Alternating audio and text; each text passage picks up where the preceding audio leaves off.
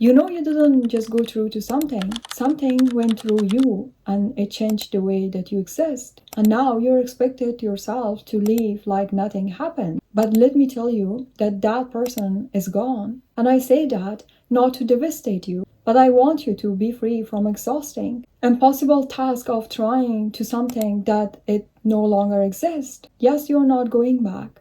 You are going forward, and the only way that you have it is forward into something that you have never been before, something that could have not existed without everything you survived. In this video, I'm gonna talk about how you can heal trauma, but if you haven't watched my other video, do not forget to watch it because the other video goes more deeper in what trauma really is. So let me start by saying, before you can heal something, you have to know what you are healing. Because most of the people think that the things that happen to them or trauma, it is actually a memory, a bad story that might happen to them, and then they're gonna close that chapter and move on. But the truth is that trauma, it is not a memory. Trauma, it is a biological event that changed almost everything in your body. When something overwhelming happens, something that your nervous system cannot process it at that time, your brain does something remarkable. It stores that experience not just as a thought, but actually as a physical sensation, a body memory, an alarm system that gets permanently changed to a new baseline.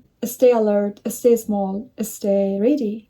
And years later, after the thing is over, after you're safe, after everyone around you moved on and they are expecting the same from you, your body has not gotten the message. It is still running the same program, still scanning every room for exist, still reading every silence as a threat, still interpreting a closed door, a shift in someone's tune, a moment of unexpected stillness as the beginning of something terrible. No, not because you're dramatic, and also not because you're weak, or not because you didn't try hard enough to heal, because your nervous system, it did exactly what it designed to do. It learned from what happened, and it is trying to make sure that it never happens again. The problem is that it cannot tell the difference between then and now. It cannot know the difference between the person who is standing in front of you today and the person who hurt you before. Between the danger that it was real and the danger it is imagining. Between the past that it is over and the present moment that is safe. Your body is fighting yesterday's war with the today war. And it is actually exhausted, and so you are. And here where healings actually begins. Not with some techniques like breathing exercises, not with journal prompts, meditation, or some structured routines. It begins with identifying the lie. Because trauma, it does not change your nervous system, it changed also your story. The story that you tell about yourself, about what you deserve, about what the world is, about what love means, and what safety feels like. What you have to do to earn the right to exist without pain. And that story told you in the language of fear, written everything that hurt you completely.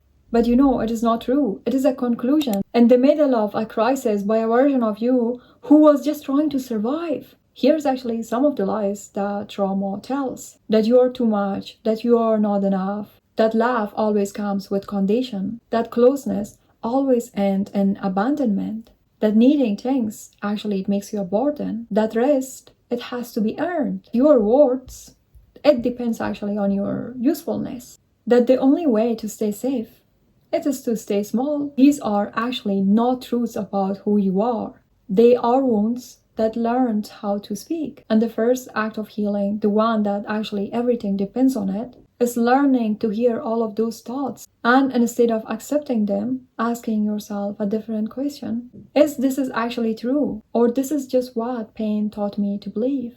I need you to be honest with you about something. Healing, it's actually not a linear. It does not follow a schedule. It does not respect your timeline or your desperate need for it. Healing actually looks. It revisits. It asks you to go to the same wound multiple times. Not because you felt at the first time, but because each time you return. You are a different person with more capacity to hold what you find there. There will be all the time days that you will feel completely free. When you move through to the world lightly, and you think, I made it, I'm on the other side. And then something small, a smell, a tone of voice, a moment just familiar enough will send you back. And then at that point, you have to start again. Not from the beginning, never from the beginning. Nothing you have healed is truly lost, but you will have to stop again. The most important thing that actually you can learn, the thing that can save you more than anything else, is how to do that without shame, without telling yourself that going back means you never really healed, without treating the return of pain as a evidence that you are broken, without punishing yourself for being human in the most human way possible. Which is that healing takes more longer than we want to, and that is actually not a failure. That is just the truth.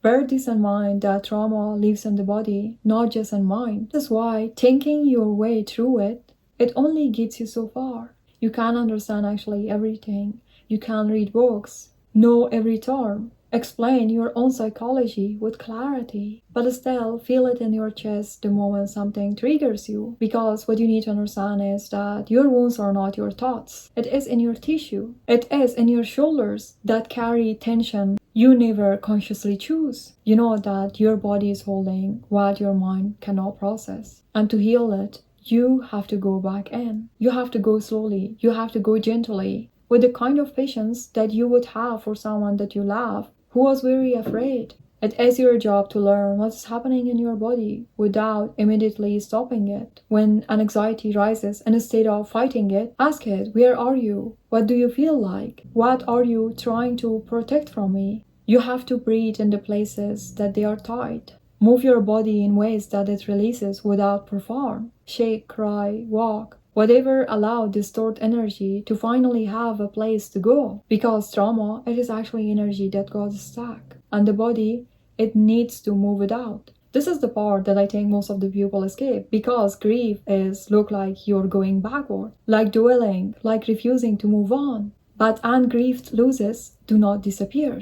They go actually underground, and then they shape everything from down there. You need to grieve the childhood you deserve and you didn't get. The version of yourself that exists before the thing happened. The years you spent surviving without leaving. The relationships that were damaged by what you went through. The trust that was taken. The innocence that was lost. All of them deserves to be mourned properly, without rushing it past it. Not to stay in it, not to make it a permanent residence, but because grief, real grief, that kind that you actually feel in a state of suppress. It is the process by which the soul digests what the mind could not. And what is actually fully grieved at that point, that thing can be actually released. So what you need to do is to let yourself to cry for what happened, for what was actually taken, for what you need to actually become to survive it. For the version of you that you had to carry all of those things alone. That person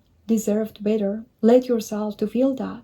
Yes, you deserve to move on. You deserve to do not stay where you are right now. You are not just a person who was hurt. You are a person who survived being hurt. And there is a profound thing about those two things. One is wound, and the other one, it is actually a testament. I think this is the most hardest thing, that you also need to know that after trauma, choosing yourself becomes more dangerous. It's like people cannot choose themselves and they start to hate themselves. When you try to choose yourself, you feel selfish. You want the best for others, but when it comes to yourself, you didn't know what you want. You become too available. You become someone who needs to solve everyone and fix everyone. But the point is that when you want to heal yourself, then at that point you have to choose yourself back. Choosing yourself and learn how to love yourself every day more than what you did before needs to be your top priority. You allow to rest. You allow to move on. You allow to let go. You allow to walk away. And just choose yourself. Honor your own boundaries. Ask yourself what you actually want without feeling guilty, without apology.